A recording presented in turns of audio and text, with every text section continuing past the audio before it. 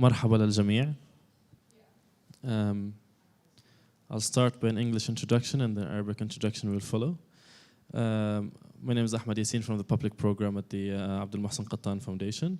Allow me to welcome PhD candidate Suzannah Henty on behalf of the foundation, who will be presenting our lecture today, and also welcome you all for being here. Suzannah Henty is a Melbourne, Paris-based Australian art historian, writer and educator. She's currently undertaking a jointly awarded and cross-disciplinary PhD at the University of Melbourne and the École des Hautes Études et Sciences Sociales. So, a little bit of French, huh?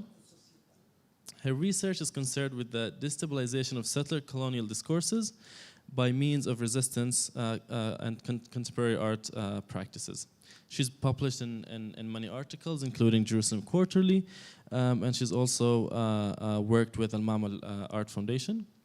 She's been teaching many courses at University of Melbourne, and also she's been given a guest lecturer at Victoria University and SOAS University of London. The Abdul Mohsen Qattan Foundation actually is interested in hosting different speakers and also conducting different events of lectures, speeches, and talks to try to shed the light on different topics that are important for the Palestinian context, and also try to have bridges and communication between the international experiences and the Palestinians, hosting international speakers where we can discuss and also broaden the knowledge of topics that could be similar. For example, the lecture that Ms. Hent will be talking about in a bit is also concerned about colonialism and, of course, the Palestinian cause in general. We'll be very happy to present the lecture that is entitled Oral History and Radical Future. The lecture explores a subject of courage, resilience, resistance, as read through a selection of contemporary artists working with video and film in Palestine. The lecture tries to examine the relationship that landscape shares with past and present conflicts. اسمحوا لي أنتقل للتقديم باللغة العربية عشان نكون عادلين. اسمي أحمد ياسين من البرنامج العام بمؤسسة القطان. بنرحب بطالبة الدكتوراه سوزان هنتي، وبرحب فيكم أيضا. شكرا على حضوركم. سوزان هنتي هي مؤرخة فنية أسترالية مقيمة ما بين باريس وملبورن. هي كاتبة ومعلمة وبتدرس الدكتوراه ببرنامج مشترك ما بين جامعة ملبورن وما بين جامعة الدراسات المتقدمة للعلوم بجامعة باريس. هذا الاسم الطويل اللي بالفرنسي شوي عرفت أقرأه. البحث تبعها بيركز على زعزعة الخطاب الاستعماري والاستيطاني عن طريق المقاومة من خلال ممارسات الفن المعاصر. لها العديد من المنشورات بكثير مجلات، منها جيروسلم كوارترلي، وكمان اشتغلت باحثة بمتحف مدينة العمارة في باريس ومؤسسة المعمل للفن المعاصر. كمان قامت بتدريس عدة مساقات بجامعة ملبورن، وكانت ضيفة زائرة بفيكتوريا وبجامعة ساوث بلندن. الهدف الأساسي من استضافة مؤسسة القطان لمحاضرين وندوات وورشات عمل مختلفة إنه نطرح مواضيع بتهتم بالشأن الفلسطيني، وكمان نساعد بإنتاج معرفة معينة اللي نقدر نتطرق لهاي المواضيع من وجهات نظر دولية مختلفة، ونشوف كيف مرات الناس بتطلعوا على القضية الفلسطينية من وجهة نظرهم، وكيف نقدر نربط مواضيع مختلفة تتعلق بالكولونيالية والاحتلال ما بين دول عالم آخر وما بين فلسطين. بسعدنا نقدم محاضرة بعنوان التاريخ الشفوي والمستقبل الراديكالي اليوم، والمحاضرة بتتطرق لموضوع الشجاعة، الصمود والمقاومة، كيف شافتها مجموعة محددة من الفنانين الفلسطينيين والأستراليين اللي كانوا عم بيشتغلوا بمجال الفن والأفلام، صناعة الأفلام والفيديو. شكرا جزيلا لكم. بحب I'd like to welcome you, Miss Susan, to present the lecture. Thank you all for coming.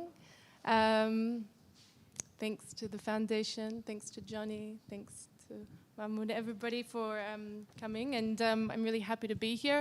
I first came to Palestine in 2016, where I was working for Columbia International, working on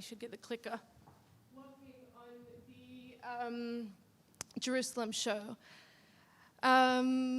So the talk is divided roughly into two sections, and the first part is a self-reflexive critique on what I had initially planned to discuss. And the second section, I look at contemporary art specifically, and looking at the work of Larissa Sansur and Hannah Bronte and how they visualize the dislocation of indigenous sovereignty through the imposition of a heteropatriarchal Western notion of statehood. So I initially planned to talk about the examples where cultural centers have been destroyed in settler states, or as well as the appropriation and the absorption of indigenous culture through the institution.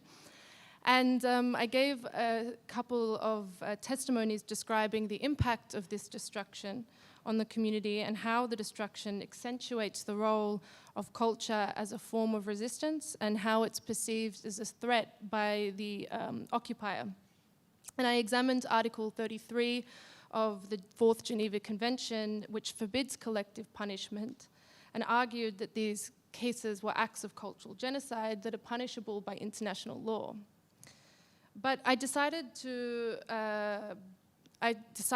not to begin with these cases for two reasons.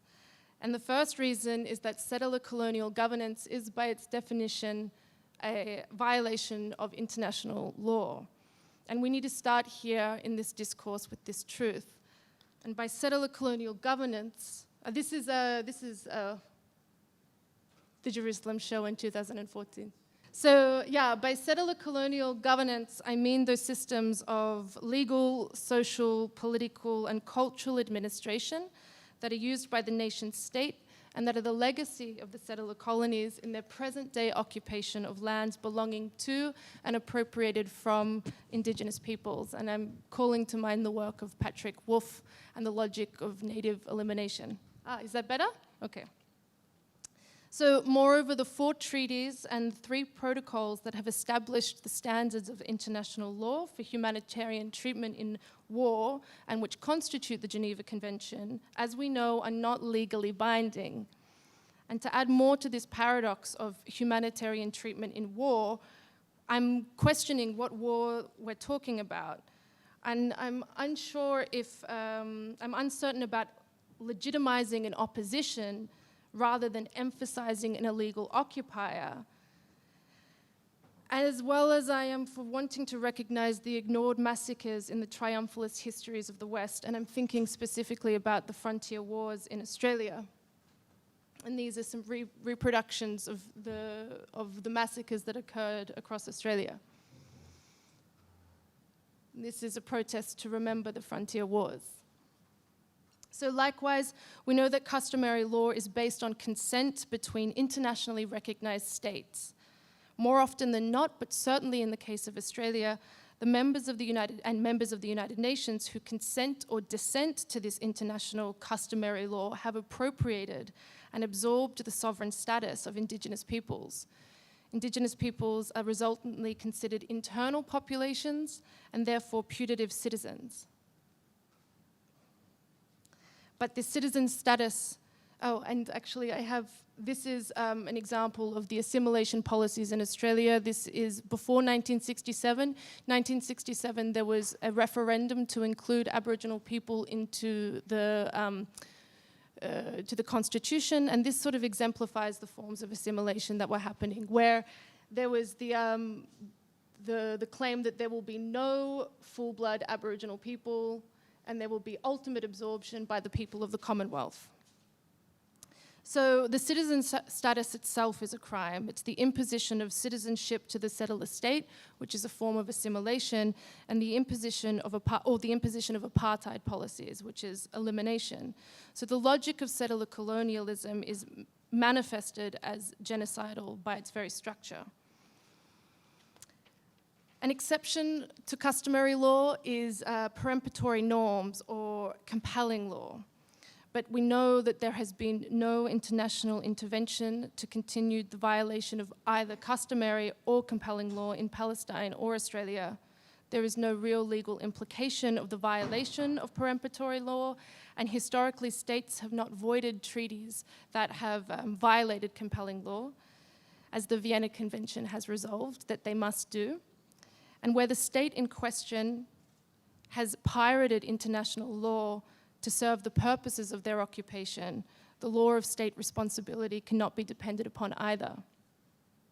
So moving towards transnational solidarity between communities of people as a practice and as a theoretical framework that may see through intersectional liberation, I believe can counter the ineffectiveness of international law, which depends upon nation statehood as a liberatory model.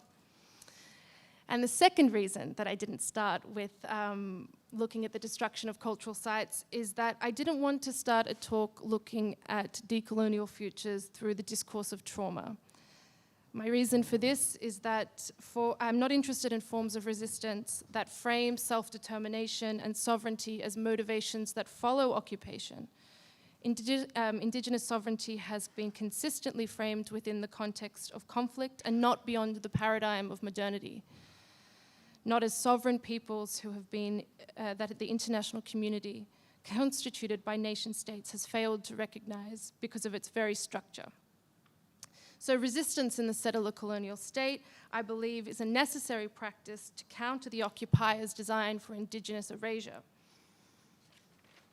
While, of course, indigenous resistance supposes that there is an opposition, emphasizing in our theoretical discourse that the right to self-determination, to family, to love, and to integrity precedes occupation, and this is the motivation for resistance, not the trauma that has been inflicted by the occupation, which would in turn center the triumphalist narratives that the occupiers claim. So as a methodological exercise, the way we frame resistance also frames our calls for decolonization.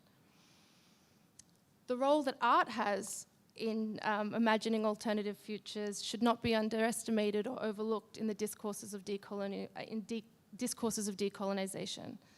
When the national priorities serve to uphold the grand narratives of the state and its prosperity, art can obstruct these triumphalist histories by producing counter-hegemonic imaginaries of the future.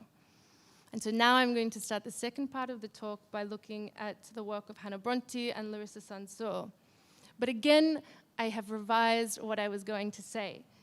Originally, I had focused specifically on the oral aspect of the film, arguing that the presence of indigenous voices in both films, the artists were demanding that the viewers listen to the indigenous voice, which is an important aspect of decolonial thinking, where the silencing of indigenous voices has been instantiated into law, and the visualization of the black body has been subject to biofrontier homicide through miscegenation policies. And I want to emphasize in Australia, this was through the breeding out of blackness. This was a policy in Australia where the Aboriginal female body was seen as a conduit to whiten the nation, as well as mass executions. The action of listening implored upon the viewer by these works is a decolonial gesture that's been prompted by the videos.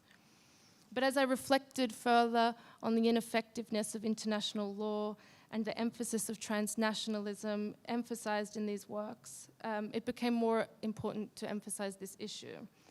And what happens when I continue to say the settler state, I'm maintaining the sovereign status of indigenous peoples as lesser than the occupier, rather than centering indigenous sovereignty, which is narrated within the films. I maintain the modern epistemologies of epistemologies of statehood as an essentialized and inescapable paradigm by defining sovereignty in a way that continually returns the articulation of power to the colonizer. So now I will turn to the art. Larissa Sansur's, actually, can we watch the 1 minute of Larissa Sansur's, just so we can see the sort of the visuals of it?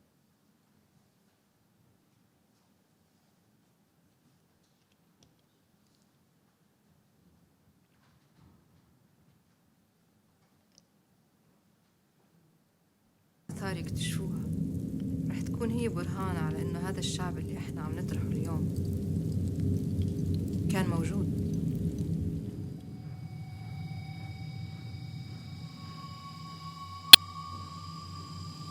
فإذا في المستقبل الناس رح تكتشف إنه حضارتك هاي أهلها كانوا يأكلوا من أرقى أنواع الخبث؟ مزبوط وقتها بس القيامة ما بتصير في لحظة زمن.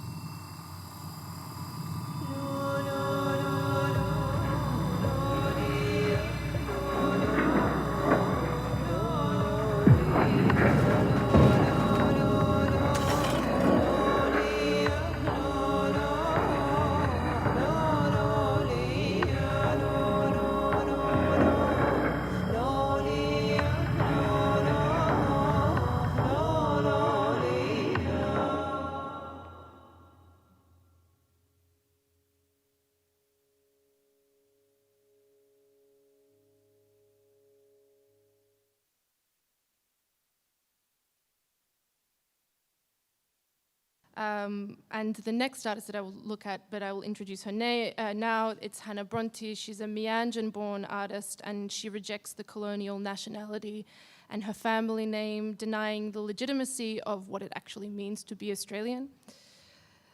But Larissa Sansor's film, In the Future They Ate from the Finest Porcelain, actually, now I'm going to introduce them both. I'm reading my text, I'm sorry.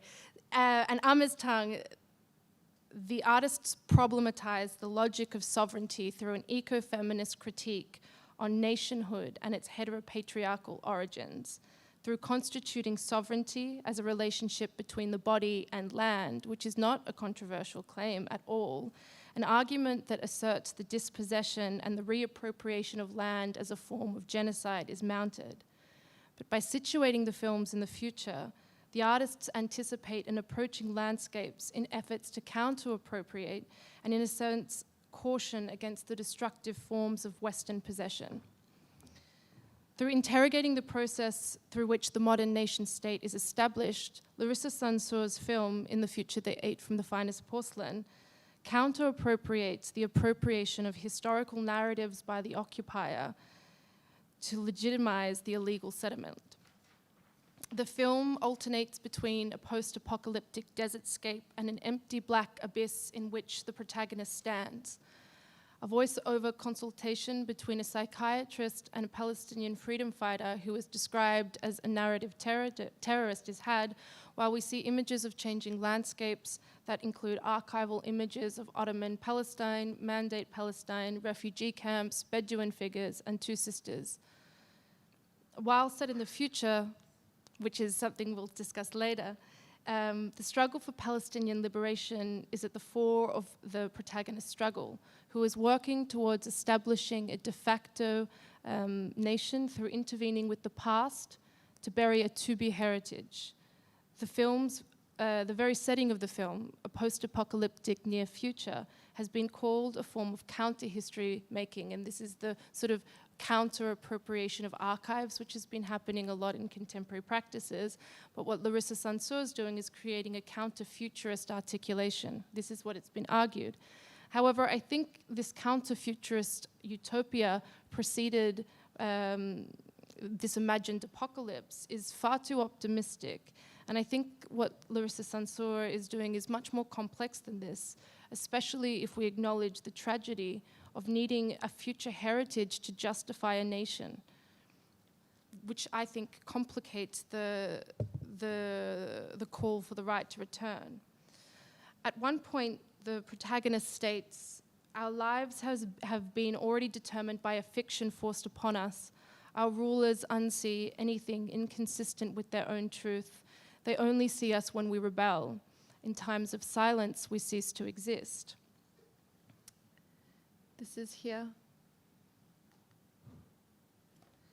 The protagonist appropriates the myth-making processes in the establishment of the nation-state by intervening with what Larissa Sansor calls the future perception of a territory's political history, by concealing artifacts for archaeologists to excavate in the future.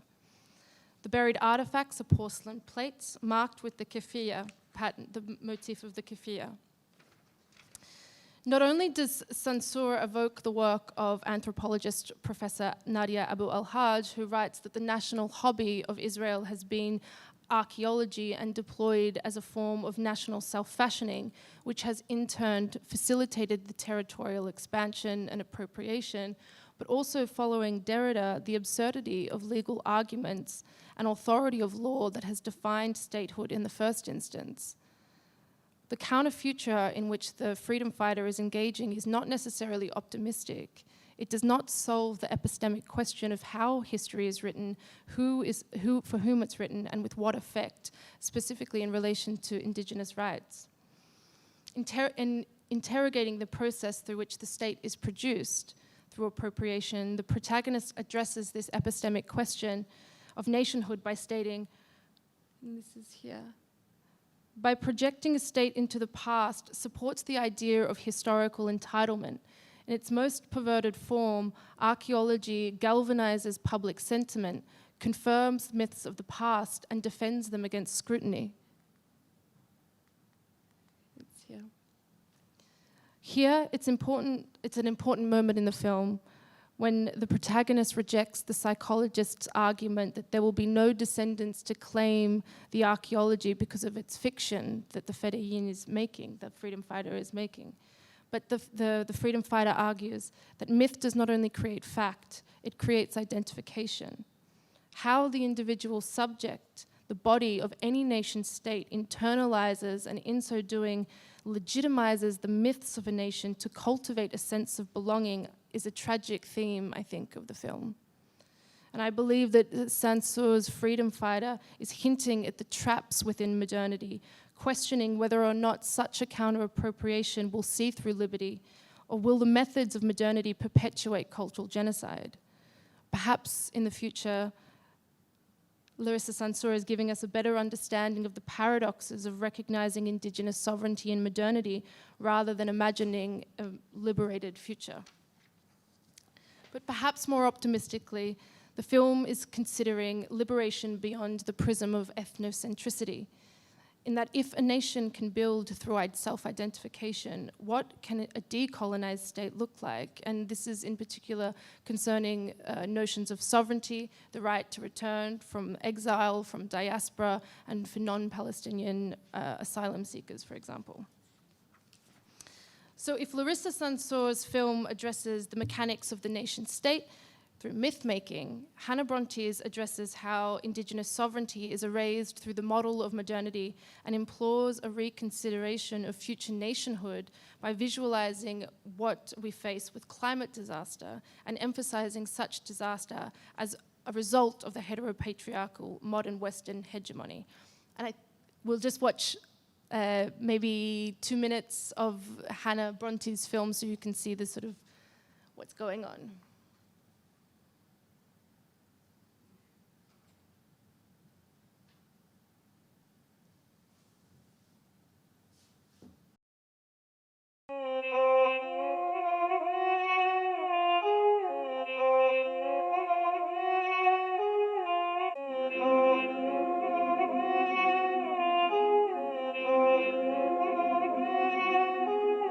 Woken from a slumber, arisen to this plunder. My anger roars in thunder, my command you are under. I need no introduction, yeah, your mind it cannot function. You shut off your higher selves, you're a slithering for wealth. Well, I'm a snake charmer, I built you with more armor. Yet your mother, you would harm her, yet your mother, you would harm her. Dina, Gaia, Oma, Ina, Akka and Maka. Welcome to the welcome to the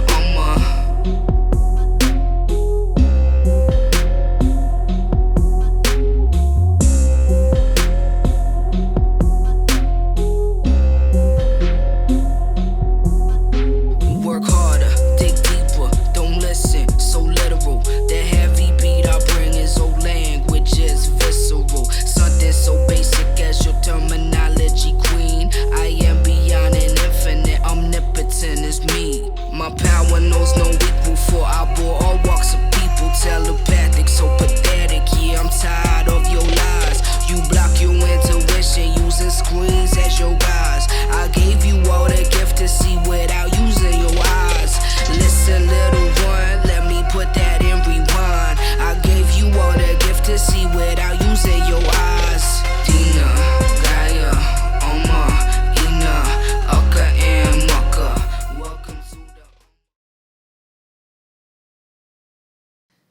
So, Bronte's work uses sound, music, rap, and hip-hop in particular, alongside futurist representations of the landscape to speak simultaneously to female solidarity and empowerment, environmental disaster, and colonization. The didactics of the Institute of Modern Art in Brisbane, where it was exhibited in 2018, stated that the word amma, or mother, repeated by a cast of Indigenous female rappers, calls upon the matriarchal figure of nature in resistance to a dystopian landscape of human industry. But if we follow Aileen Moreton Robinson's definition of Indigenous sovereignty as an ontological connection to country, I believe that the film doesn't only call upon the matriarchal figure of nature as a transnational, a transcultural, and a transracial figure, but also visualizes Aboriginal sovereign warrior women, which is a term that has been coined by a scholar named Tracy Bunda.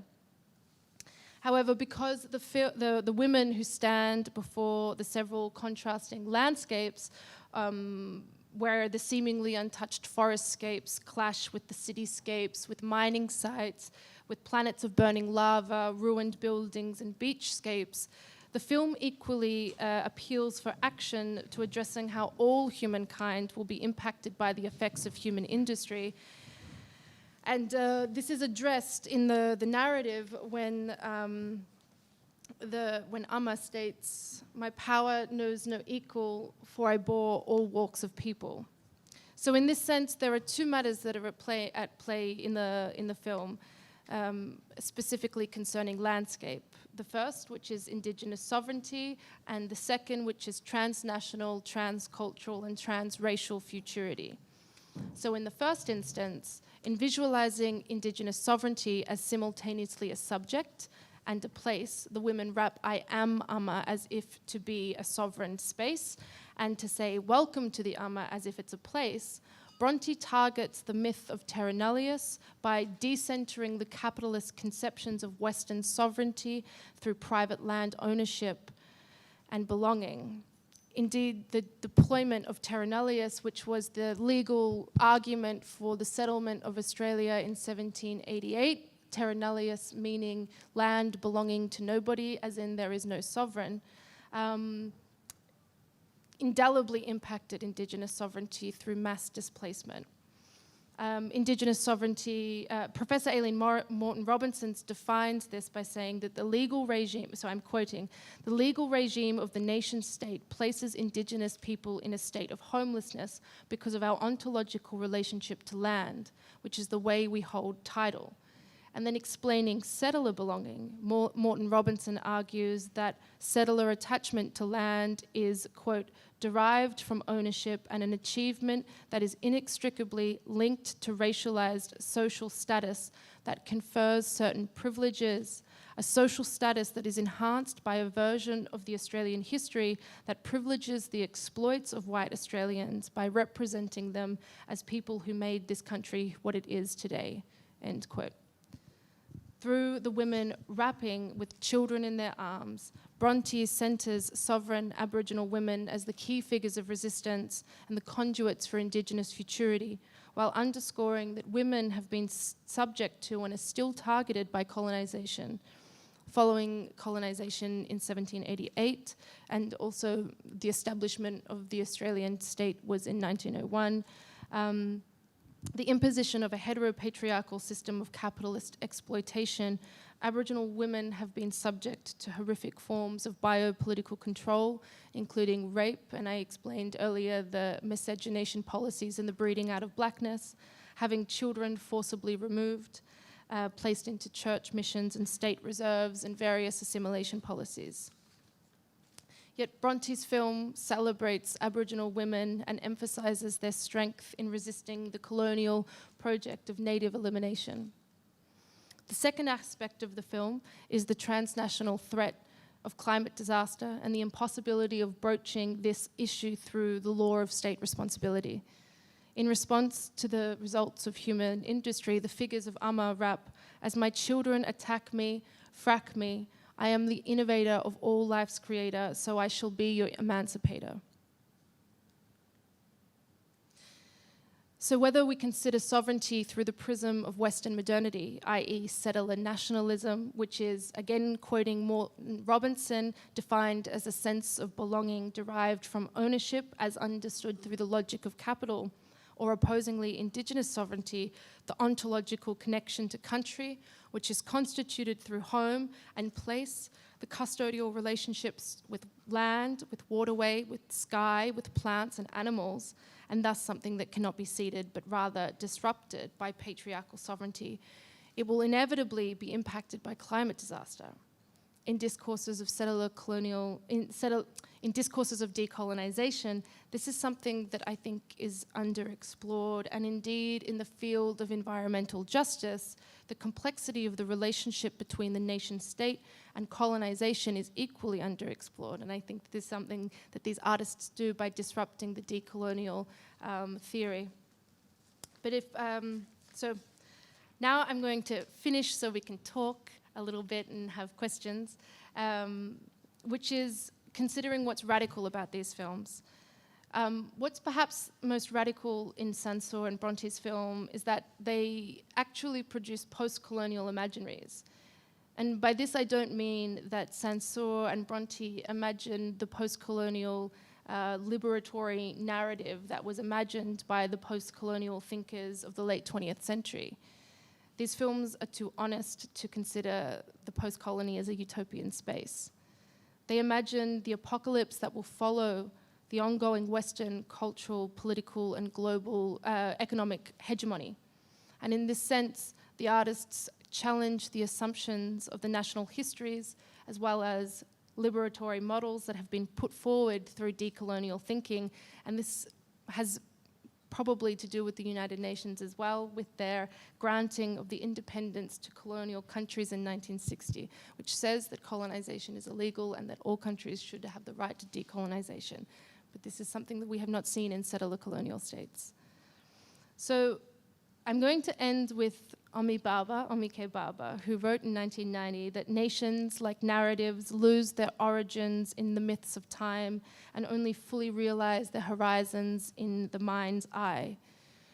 Larissa Sansor and Hannah Bronte adopt the post-colonial discourse but turn it on its head and warn against the simplicity of current decolonial theory, alerting the viewers to the perversities and the pervasiveness of occupation and its complexity, and center sovereign indigenous women as the key conduits for liberation. Thank you. Okay, thank you, Susan, again. Let's welcome Lara Khaldi one more time. Again, head of media studies at Bard University and a curator to do the discussion of the lecture. I wanted to maybe start. I was struck by how you kind of talk about how you changed your mind about this talk, right? And about how you decided not to use this the framework of law and legality in looking at the destruction of cultural spaces, but also of reading the colonial project, right? Or delegitimizing the colonial project. And I just wanted to echo that we have this ongoing debate here, right, about the use of law and legality as a tool and a language to resist the occupation, the settler colonialism with. But also in terms of aesthetics and art as well. So I was thinking about, for example, a discussion, ongoing discussion about forensic architecture and their work, but in particular about this work by Lawrence Abu Hamdan, where he makes a video that Amnesty International also uses about two young men who were shot by the Israeli military during the Nakba commemoration a few years ago, and where the Israeli military, of course, says that they were shot by Palestinian arms, which, of course, we all know that they were shot by Israelis. But Lawrence Abu Hamdan goes to investigate the sound of the bullets, and proves through sound, through analysis of sound, that those bullets were coming from Israeli military. And this video is used by Amnesty International. And of course, the debate and the discussion is that, of course, we know, right, that these two young men were killed by the Israeli military. Using the language of law is, it's being used by the colonizer and by occupation. It's inventing and reinventing itself, right? But there's, on the other hand, there is also, there are many colleagues of opinions where they say that legality and law help us survive. So there have been cases where the apartheid wall has been diverted, for example, where a village can survive or an area, for some time until one organizes more. But I was wondering about, well, it's more than one question, but just to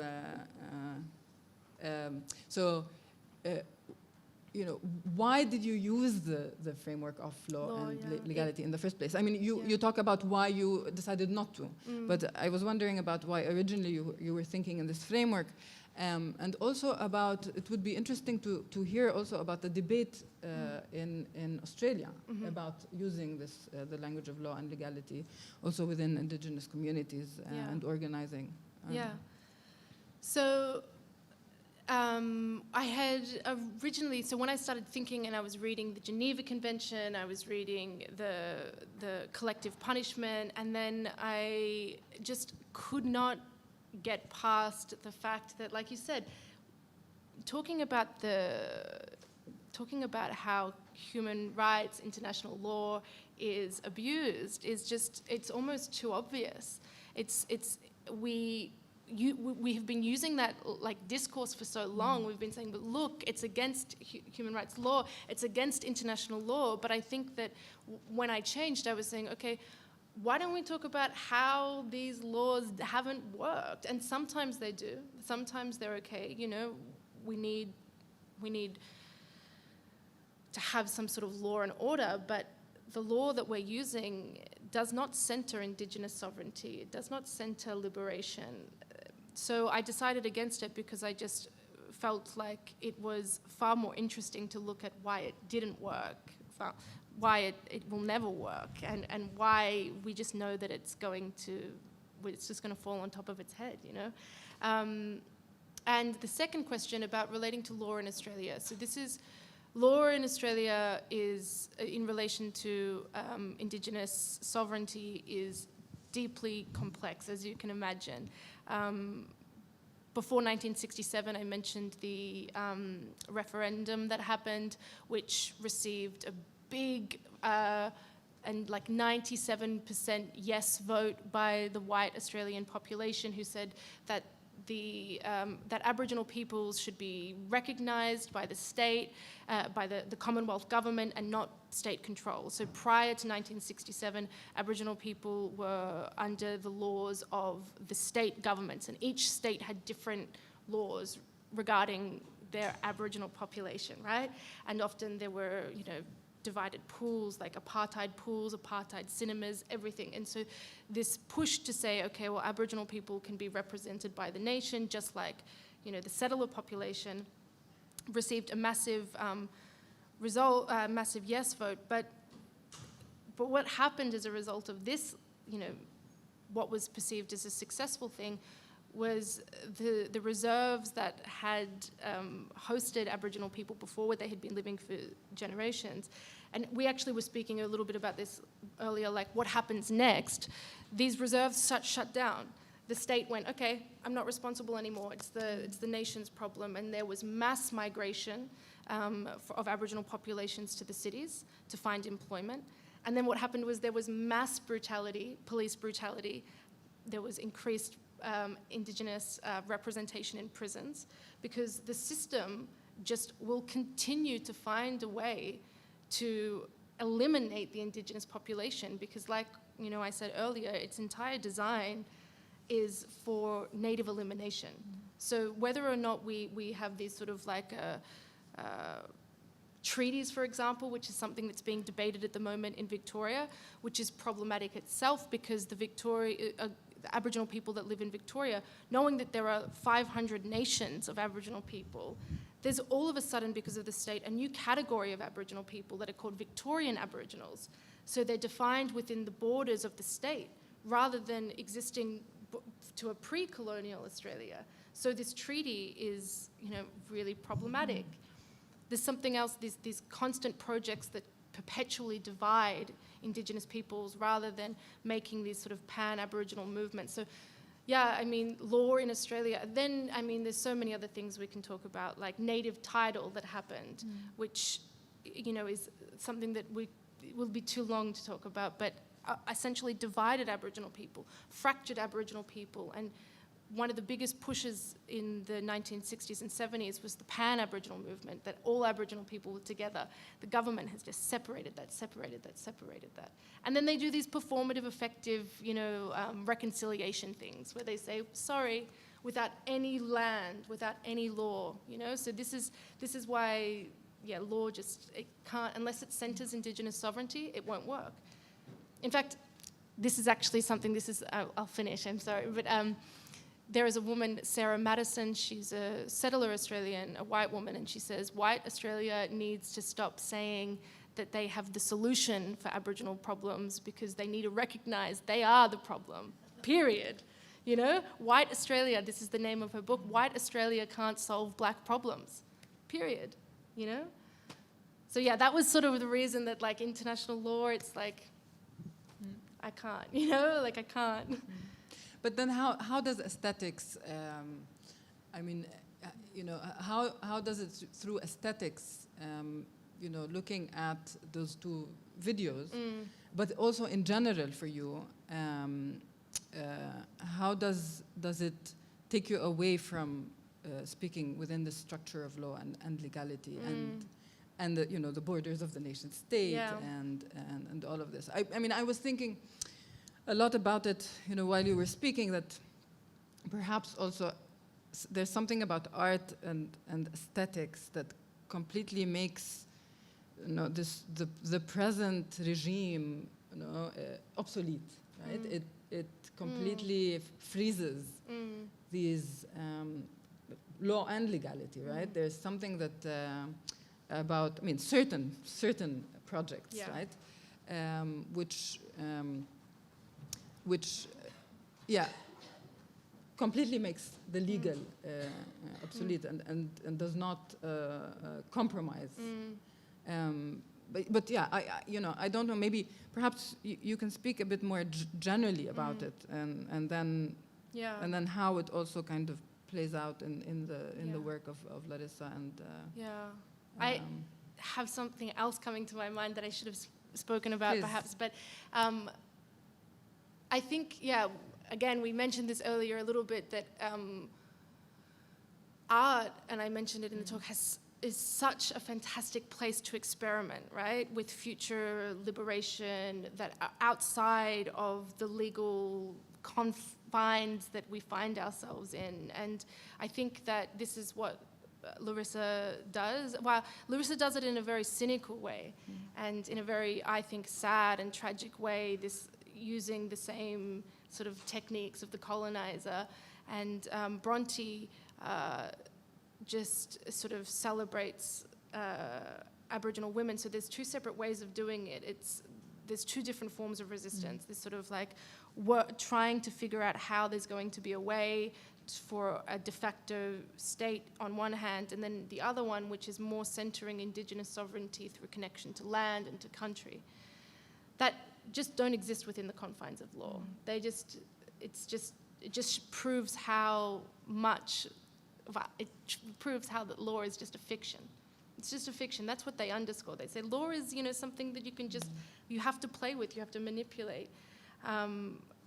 But there's a work that I'm thinking of in a way that sort of really, and it's a connection between Australia and Palestine. It's the work of Tom Nicholson, who I'm not sure if you are familiar with, who did this photographic series of these monuments where Australia was in Palestine in 1917, and we have these monuments in Australia that celebrate soldiers that went to war, and it has France. Australia was in France. Australia was in Gallipoli, and we have all of these monuments that say Palestine.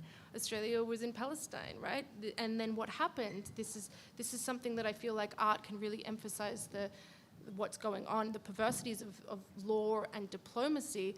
Is in 2017, when it was the 100-year celebration of Australia being in Palestine, the Prime Minister went and celebrated with Netanyahu. I think it was Netanyahu. I mean, this is crazy, you know? He went and celebrated, and then the most perverse thing of the whole project was that he brought the Prime Minister of Australia brought 2 Aboriginal soldiers with him. I mean, this is what is this, and so Tom's work just says this is a lie. This is a lie. Look at what is happening, and the way, yeah. So I think this is how art and aesthetics can really just put to that. But again, something that's great is like film and photography. These are again forms of documentation that creates alternative histories and counter histories and counter futures. But yeah, I'm pessimistic. I'm a little bit. I'm trying not to be too optimistic about that. Yeah. Just to go back to maybe because you look at sovereignty in a little bit in the legal kind of framework, but then you try to redefine indigenous sovereignty through looking at the works, right? And of course it's extremely difficult, right? Not to capture only what sovereignty is, but to you were saying that it's a struggle for you to refute indigenous thinkers about sovereignty. Perhaps you can talk a little bit about that. But I also you mentioned, I think, in talking about Bronte's work, you mentioned that sovereignty is in ummah, in language, which I thought was extremely interesting, right? At some point that sovereignty becomes within language itself, right? The claim, but also you speak about, and this is where I'm a bit suspicious, but you speak about sovereignty and the relationship between body and land in indigenous communities or native communities. And I was thinking about this great text by Jimmy Durham, who's a Native American Cherokee artist, who says that this discourse about the natives' relationship to land as a natural kind of relationship that preceded the colonizer is also a discourse that is invented by colonialism, right? That this romanticization, but also even the binary of nature culture, right? It's also within this discourse. And you also speak about this in terms of in relation to Bronte's work. So yeah, I wanted to just maybe you can elaborate more about this question of sovereignty and in relation to Bronte's work and land, right? So I refer a lot to the theorist and Professor Aileen Morton Robinson, who's an Indigenous scholar from Quandamooka country, which is the north of Australia on an island just off Brisbane, who defines Indigenous sovereignty in opposition to Western sovereignty. And she says Indigenous sovereignty is ontological. It's the way that we experience the land And it's our being, the land is like, ancestors, the plants, the waterways, everything exists together. It's the sense of belonging, right? And the opposition to that is Western sovereignty, which is possession and borders and having a sovereign. And in Bronte's work, she represents sovereign women. This is, again, something that Tracy Bunda has spoken about, and Morton Robinson, this idea of sovereign women who claim their sovereignty, who say that I'm connected to my country, I have a community that has, it's this idea of like, the community has, it's not they define, you don't define your sovereignty, the community defines your sovereignty, it's where you belong. But yeah, this can be problematic because Western sovereignty just bulldozes everything. So on one hand, this discourse, it's a discussion that I've been having with somebody called Professor Gary Foley, and we've been talking about how sovereignty can't be ceded, which is what Aileen Morton Robinson says. So it can't be ceded, but it can be completely destroyed. And so there's, again, this tragedy. I think with Bronte's work, they say, the women say, I am Amma, and welcome to the Amma, which is, I think, this talking about sovereign place and sovereign identity that I think is quite unique to, Indigenous sovereignty. But, because this, again, just to ponder a bit more, because I see that, I see also Bronte's work as an invitation to think through these, these issues. But I was thinking about the immigrant, right, in terms of if this, if it's the native's relationship to land, it's natural. It's a natural connection that it's already exists before. Then what happens to the immigrant, right? And so it's really, or to the refugee, right? Absolutely. So it really becomes problematic, but at the same time, the native has a claim to land, and how do you forge it? But it is about the discourse, right? Yeah, there's again, I keep pulling up theorists, but Lorenzo Veracini, he's an Australian, Italian theorist of settler colonial theory, who says that the difference between the invader and the settler, the white settler, for example, is that they bring their sovereignty with them. They have this claim of sovereignty, that they have this perceived right to be there. And the migrant or the asylum seeker does not bring their sovereignty with them. They come with nothing. They say, I am going to absorb, and I'm going to be absorbed within this already sovereign structure. But they become like the native, in a sense, right? The immigrant and the native, they're pushed out by the nation state, right? The sovereign... it's this process of elimination, who's considered in and who's considered out. This is what happens, especially in Australia as well. Like, this is something that, it's palpable when you're there. You just know it's so divided. Communities of people are separated. There are movements and people, live together and it's okay. But there's this. I always say this, the first law of Australia was the White Australia policy that was designed to prevent non-white people from coming. This was the first law, 1901. What happened? We make a country. Let's make the first law that we can make it really hard for anybody of color, anybody that's not white, to come here. So this is embedded in the entire nation. Yeah.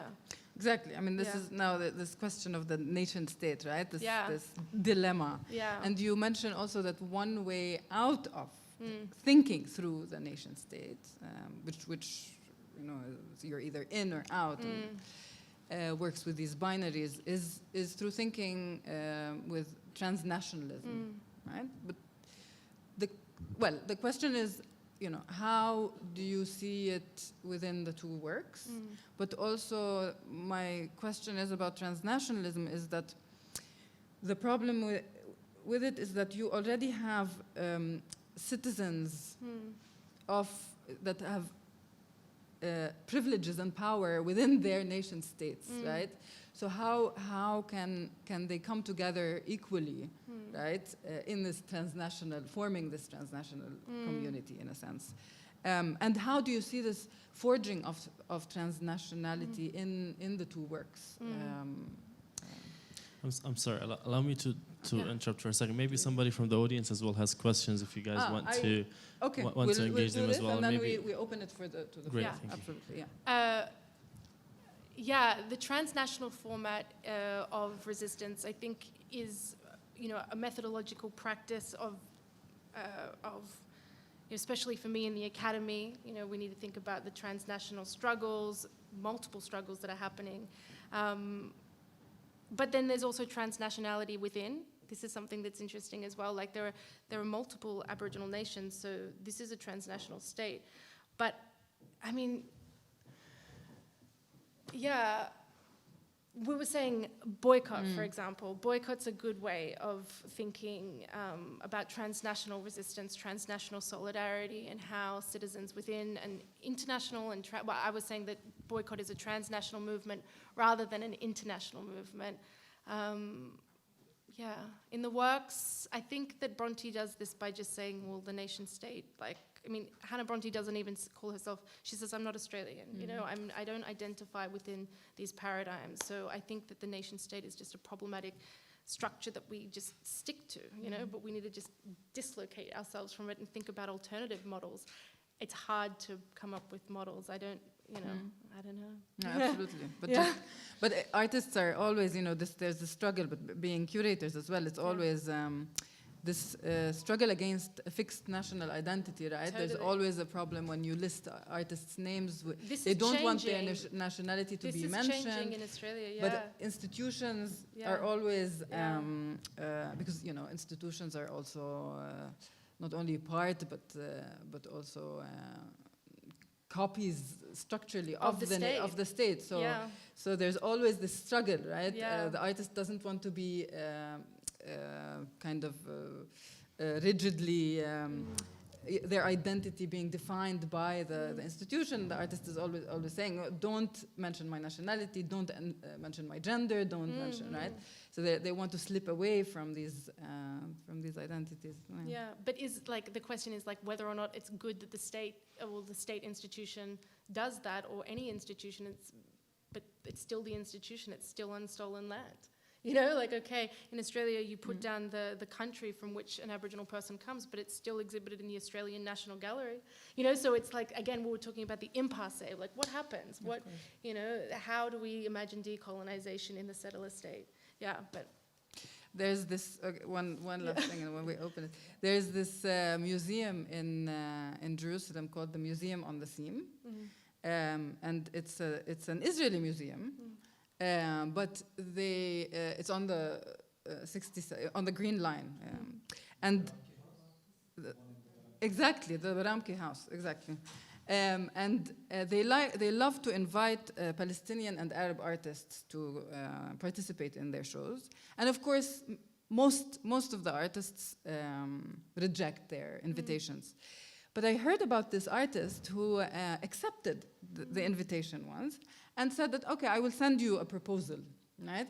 And the proposal that she sent was the work of art was to give back the house to the Bronte family, right? And of course, it is the destruction. In a sense, it is the actual destruction of the institution. So the institution of the state, right? It would have to stop being a museum and go back to being a Palestinian house, right? It goes back to its rightful owners. So, that's an amazing, that's an amazing work. Wow. Sorry. So we open it. I'm sure many have many questions.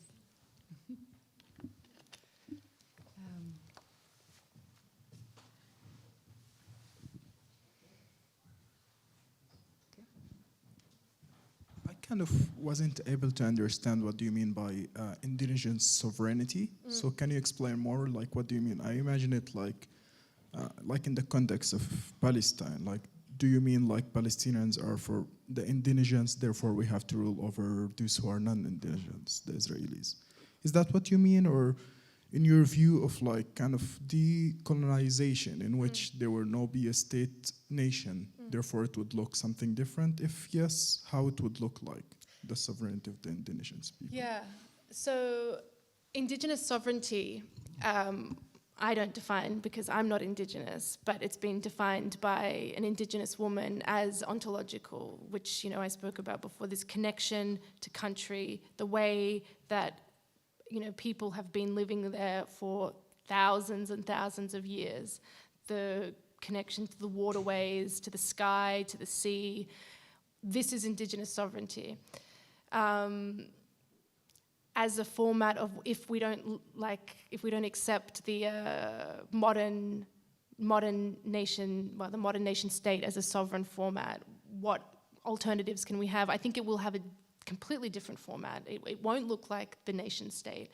But we were all discussing earlier about the problem of how I could propose an alternative solution, especially as a non-indigenous person. It would be a colonial, you know, it would be a continuation of colonial mentality if I were to say, okay, well, like, this is what should happen, you know? Who's indigenous and where are you indigenous? Like me personally? Yeah, I mean, this is a very, yeah. Are those, like, there's a lot of questions. Are Arabs indigenous?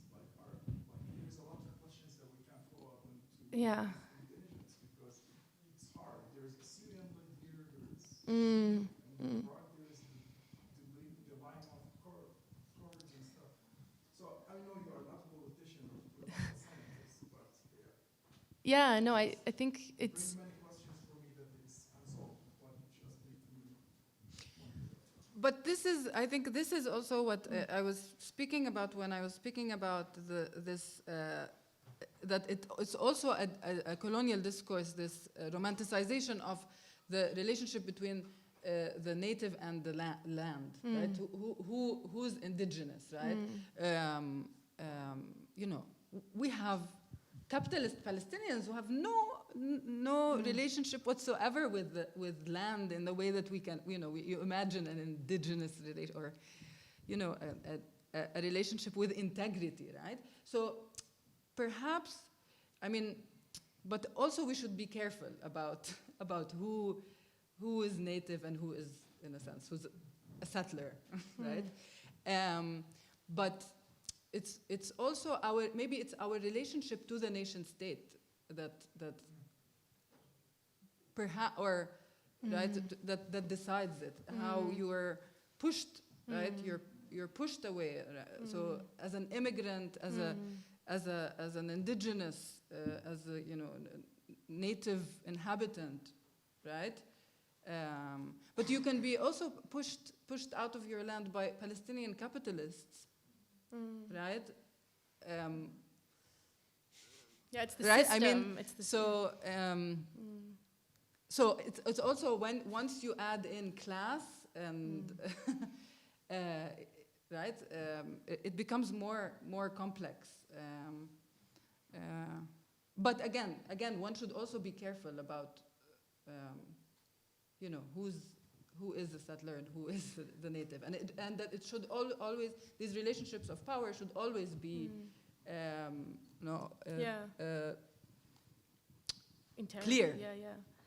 I think also one thing that's really interesting about Australia is that, like, the whole nation was built for, like, white belonging, right? So I'm 5th generation Australian. Like, my family came there quite early on in the project. They had their boat from from England, and they went across to get land, you know?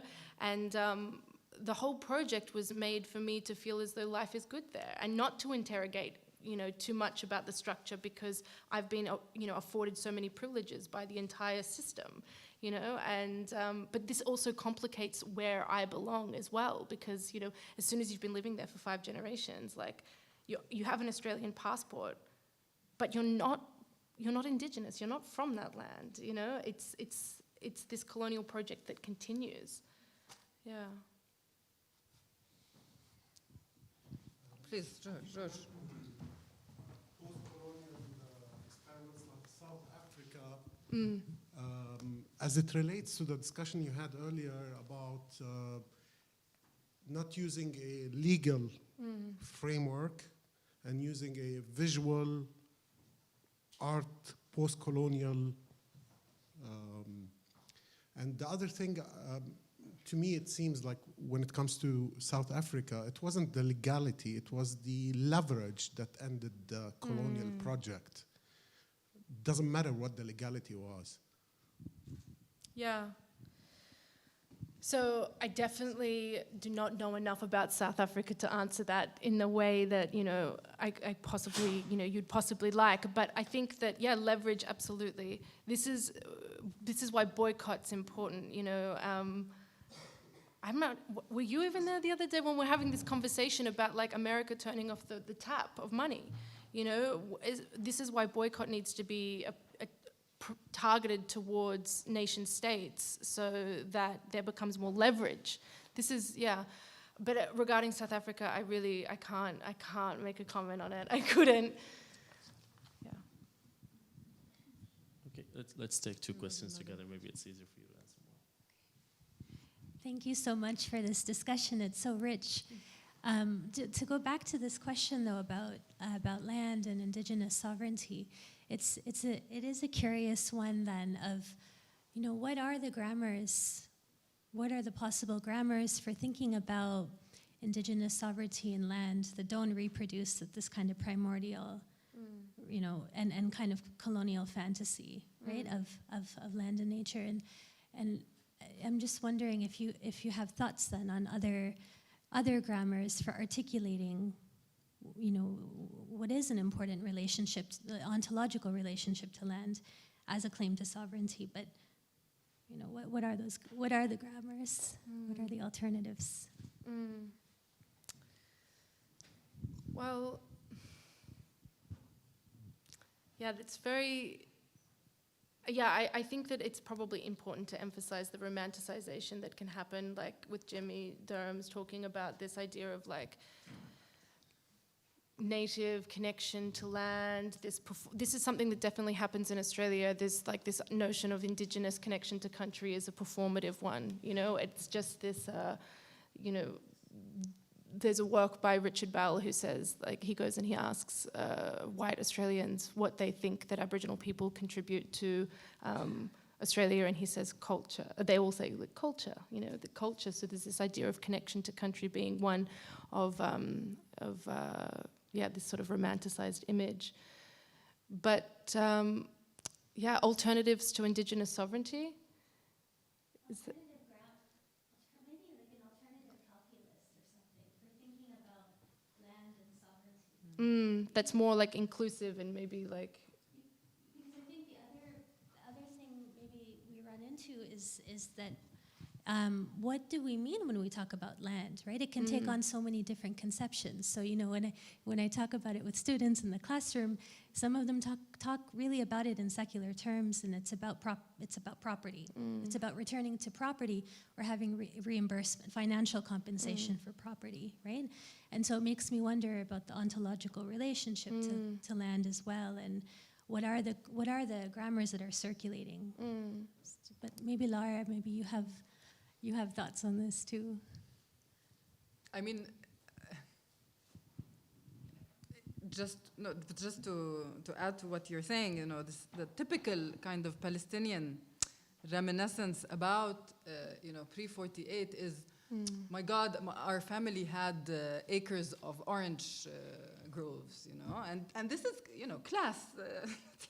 It's you know, this is your claim to pre-48, right? It's land possession, and indeed, I mean,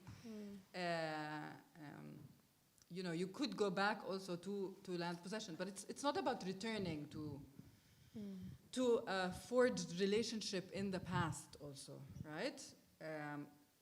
Perhaps it's about your relationship right now, right? Where you're being dispossessed of not only, you know, land, but family and friends and, you know, of your whole kind of environment, whether natural or cultural, right? In a sense.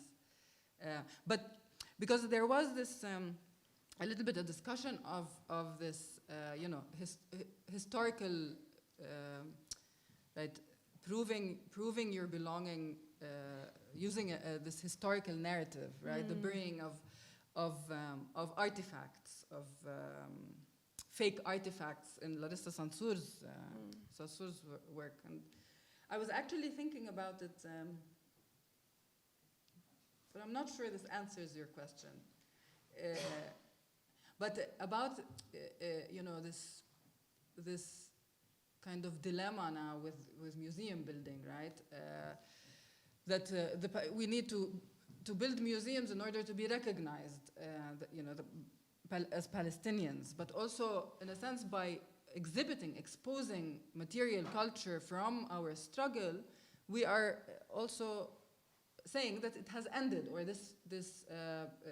the nature, this kind of struggle has ended, mainly armed struggle, and the history of the revolution, right, is in Yasser Arafat Museum, is in different museums. And I always thought that, okay, there's this problem with exhibition and exposure, right? This announcement of death of the struggle, right? Inside the museum, while right outside it continues the struggle for liberation and emancipation. But burial could be an interesting kind of, act to think about, right? Burial in the land. Perhaps I end it with another anecdote where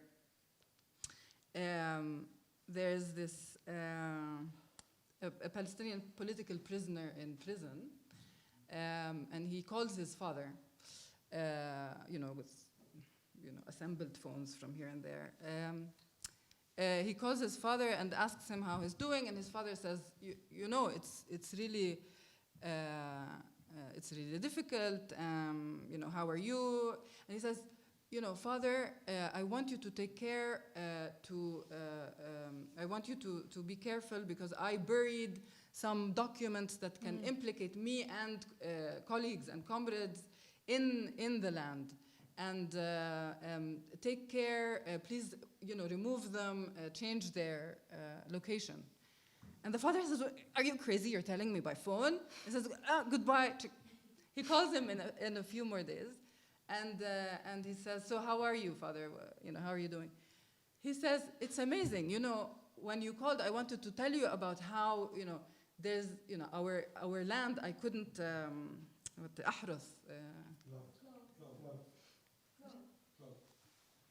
Plow. Exactly, Plow.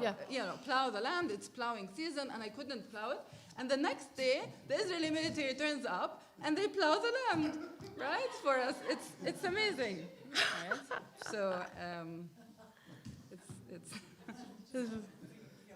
free of charge, because his son is in prison. He can't help him, and so it's right. This again.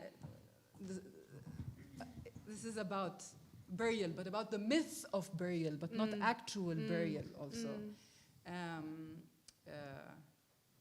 In relation to resistance as well, but that it's ongoing, right? This burial is very interesting. There's this case, relating to museums as well, the Jara baby, which was this baby that was that died. Maybe like 100 years ago, more than 100 years ago now. But the colonizers took it, they found it in a tree, and it had ochre on it, and it had been wrapped up in possum skin. So it was obviously a very special baby.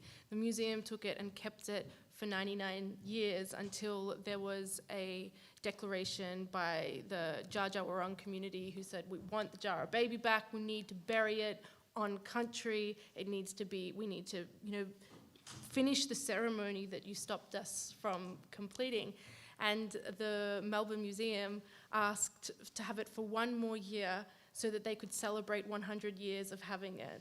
And the Jaja Warang were like, no, you give it back now. We have this declaration. Let me see what you've done. You've had it for 99 years. Let us see what you have written in this time. You want to take 1 year so you can celebrate 100 years and do some more research that you've had 99 years to do. And they could only produce 11 pages. That's all they had done in the 99 years that they had it. And then they said, oh, please let us have it for 1 more year. So, I mean, yeah, and it was returned and it was buried properly by the Jaja Warang. But burial, very interesting. This maybe in relation to ontology, connection to country and land, and how we use land, especially in relation to the environment as well. This is a big thing. But yeah, very interesting. Yeah. I'd like to thank you for the interesting lecture. I'd like to comment on the concept of the relationship between the indigenous population and land, and the meaning of that in a way. The way that we talk about land, this relationship sounds like a timeless concept in a way. And the definition of indigenous population, as my friend here commented on that, it's not clear. And I think that the relationship is dynamic all the time. And we have to distinguish between the concept of land and space and time-space. Now, time-space is a whole concept in physics. As per Einstein, it's one construct. It's not like time and space are not disconnected. They're not different concepts, so they're one construct. And so the relationship between biological entities, which is humans, animals, what have you, with land, is a dynamical relationship. Per physics, biology, and evolutionary biology, even let's say humans went through evolution of some sort through external interventions or factors. So I'd like you to comment on that, and how does this relate to this whole narrative, I would say. Yeah. Thank you. Thank you. Maybe we take another Yes, question. take another. Okay. Oh yeah. Okay. Sorry. Yeah. Thank you for the talk and for the commentary and the interlocutor's intervention. Just to add to that, and maybe to also give a bit of a take on this, I think it's really important not to just dismiss the whole idea that there is no indigenous relationship to land. I think that can be very problematic and can collapse and actually simplify and erase very important relationships that we need to look at. I think in Palestine also, there are non-propertied relationships to land. They're not organized around possession and capitalist modes of possession. Before 1948, half of Palestinian villages were organized along Mishal lines, were collectively organized, were managed collectively. And that's a non-propertied capitalist notion. And so it's important to recover and reclaim that a decolonizing project actually needs to look at those histories and those concepts and relationships and try to understand them on their own terms. Definitely. So that's one. And I think that in relationship to the question that Shaira had asked, I think it's not just about. I think if you go to Palestinian frontline places today where there is an attempt to remain on the land, people are really struggling and fighting to remain in the midst of settler violence and targeting, etc. There is an understanding that land is a being, and there is a relationship in ethics and a different way of conceptualizing and relating to land, but without trying to romanticize that. But I also think that there are deep place-based knowledges and histories. Absolutely. And that's also part of trying to understand and recover what is indigenous sovereignty, what are the notions that are actually erased by the settler project, the settler state. And so I think that there's actually a lot for us to think about as Palestinians and to begin to look into, and knowledges that we can begin to explore and recover and reclaim. So if you want to comment on that. Yeah, thank you. Yeah, I think you're absolutely right. These models of knowledge, that's this epistemic question of belonging. This is why, Morton Robinson says that sovereignty is not only ontological but epistemological. It's been the way that land has been experienced, the way in which people have lived in land, the knowledge that comes from this existence. And and the first question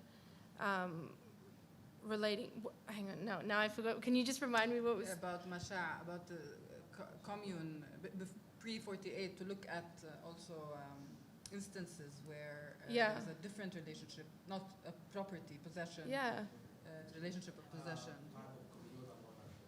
Masha is communal land ownership, collective ownership of land. This is what's happening in Australia. Is there is the call for like centering Indigenous sovereignty, which means that sovereign Aboriginal people will decide how they experience land, which would be based on pre-colonial sort of spaces. But at the same time, like you said, there are people who want to exploit land for capital gain anyway. So there's class and the class and capitalism that comes into it, despite ontological connection to land, despite sovereign connection to land. So there's a constantly conflict between, you know, sovereignty. Yeah. I mean, I couldn't agree more, but it's really important, again, not to romanticize it and look at it also in a kind of as a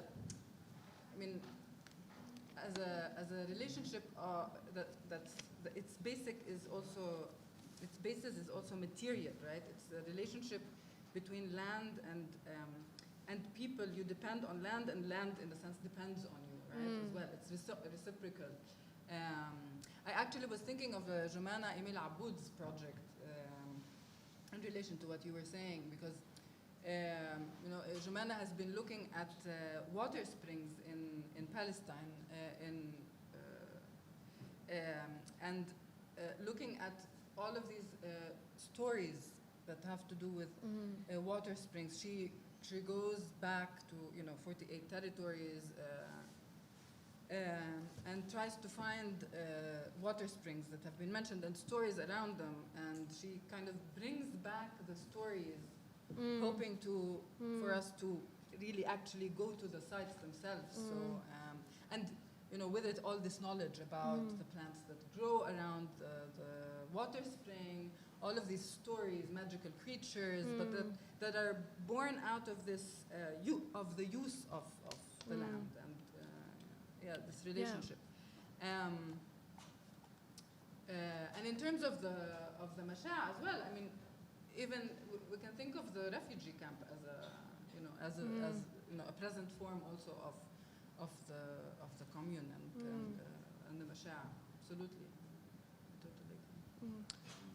Okay, I want to thank you so much, Lara and Suzannah, for such a wonderful discussion. Thank you as well for coming. I know this is one of non-ending conversations that we can keep going. Yeah, we could go on for a long time. Thank you very much. Thank you very much for coming as well. Shukran.